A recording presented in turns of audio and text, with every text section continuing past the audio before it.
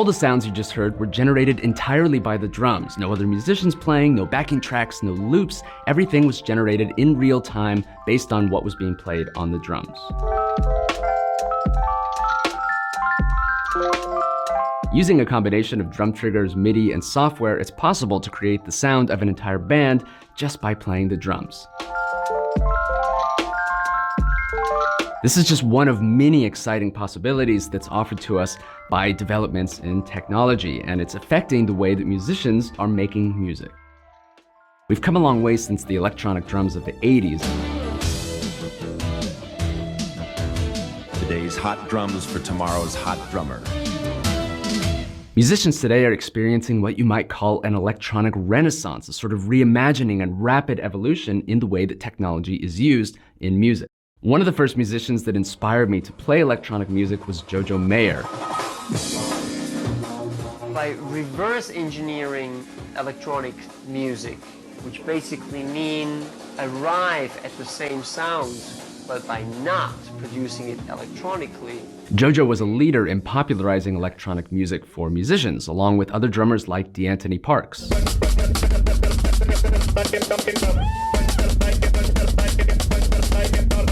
In the early to mid-2000s, continuing till today, you saw an increasing trend in drummers using hybrid setups, that is a mix of electronic and acoustic sounds. And with more and more electronic sounds being used in all styles of music, it made more sense to actually play the electronic sounds live. One of the most important developments in electronic drum technology are triggers. A drum trigger is a device you put on the drum head which senses the vibrations when the drum is hit. And that vibration is transferred into an electrical signal to a drum machine or a drum pad like this Roland SPD-SX. Perhaps the most obvious application of drum triggers is to strengthen the sound of the acoustic drums by doubling it with an electronic sample. Metal drummers, for example, do this all the time so that they can have a very consistent and powerful sound while playing very fast.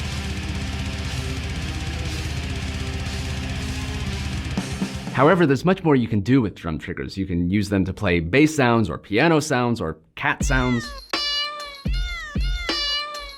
Now, I've been experimenting with these techniques since around 2013 with my band Sungazer, but the most important person in this field for pushing the envelope with the use of drum triggers and electronics is Zach Danziger.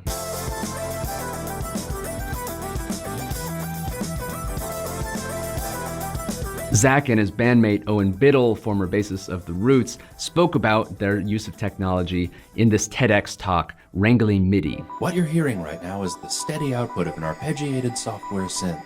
Sure, we can play along with this, but eventually we wondered, what if it played along with us?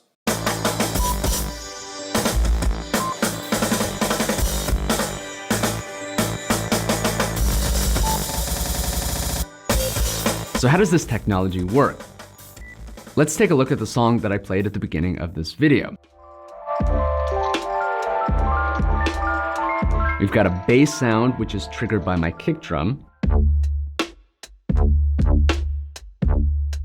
The bass plays mostly one note. It plays mostly a D. However, I've actually set this up to randomly play the note C every once in a while. And that way it kind of simulates a bass player improvising. Next, we have these percussion sounds, which are triggered by the kick and snare.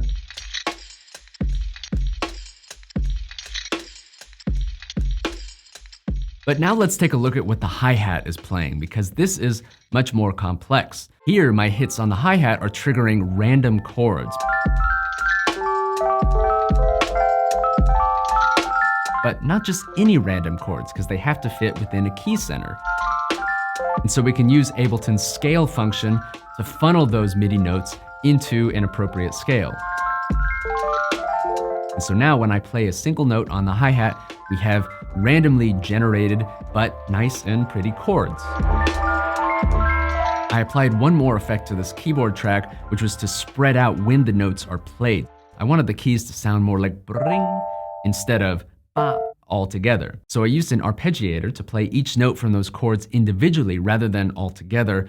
And then I used a delay to put that all behind the beat so that the keys were always playing laid back. The final element in this track is the melodic element, which also has these swirling noises.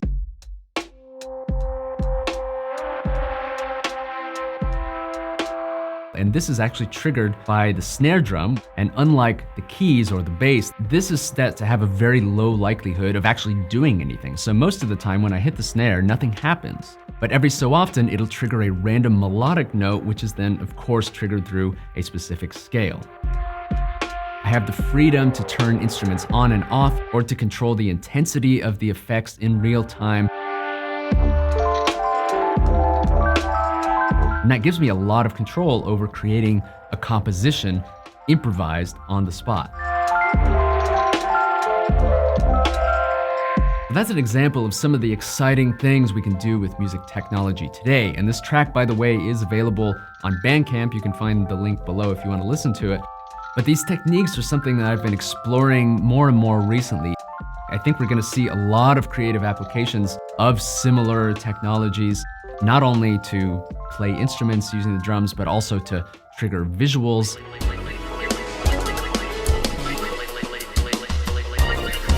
There's so many drummers doing exciting things with not only computers, but also modular synths.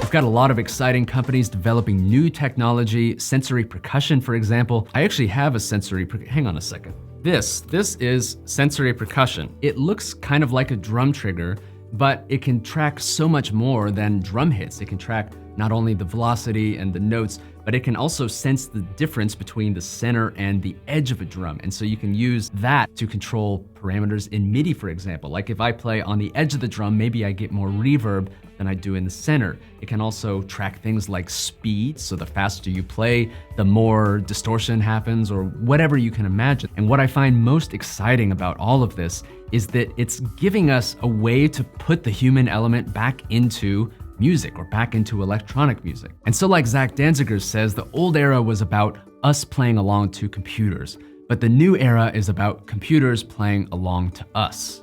Perhaps Jojo Mayer says it best when he talks about exploring the distance between 0 and 1. Drum machines and computers are binary machines, which means they compute tasks by deciding between yes and no. Now, when we play music in real time, this is a zone that examines that distance between 0 and 1, which is a zone that a machine cannot compute yet.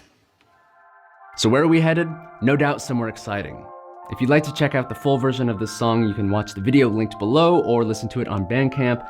I want to thank my patrons for supporting this video and all of my videos for the last couple of months. If you'd like to become a patron and join this growing community, as well as have access to a lot of behind the scenes content, then head on over and check out my Patreon. And thank you, as always, for watching.